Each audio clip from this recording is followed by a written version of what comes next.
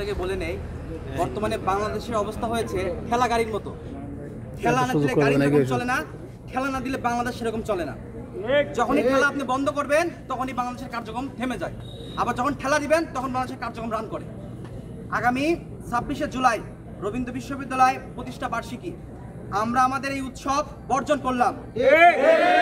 কারণ যেই বিশ্ববিদ্যালয়ের প্রতিষ্ঠার প্রায় 9 বছর হয়ে গেলেও সরকারের পক্ষ থেকে স্থায়ী ক্যাম্পাসের জন্য 1 টাকাও বরাদ্দ দেওয়া হয়নি, সেই বিশ্ববিদ্যালয়ে প্রতিষ্ঠা বার্ষিকী উদযাপন করা প্রহসন ছাড়া কিছু নয়। 26শে জুলাই রবীন্দ্র বিশ্ববিদ্যালয়ে প্রতিষ্ঠা বার্ষিকী বর্জনের পাশাপাশি সেই দিন আমরা কালো ব্যাজ ধারণ করে প্রতীকী আন্দোলন করব।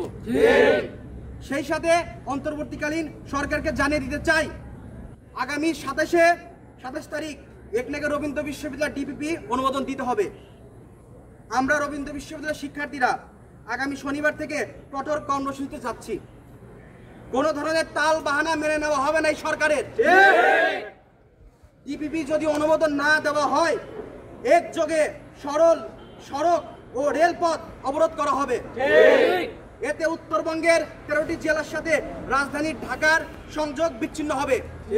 এর ফলে যে জনদুর্ভোগ তৈরি হবে তার জন্য শিক্ষার্থীরা দায়ী থাকবে না, এই সরকারকে, এই রাষ্ট্রকে দায়ী নিতে হবে। আমরা কোনো তালবাহানা মানছি না। আমাদের ক্যাম্পাস আমাদের মৌলিক অধিকার, এই অধিকার আমাদের দিতেই হবে। আমরা আর কোনো কিছু মানতে চাই না। আমাদের দেওয়ালে পিঠ থেকে গেছে। যতক্ষণ পর্যন্ত ডিপিপি পাস না হবে ততক্ষণ পর্যন্ত রবীন্দ্র বিশ্ববিদ্যালয়ের শিক্ষার্থীরা রাজপথ ছাড়বে না। থ্যাংক ইউ ভাই।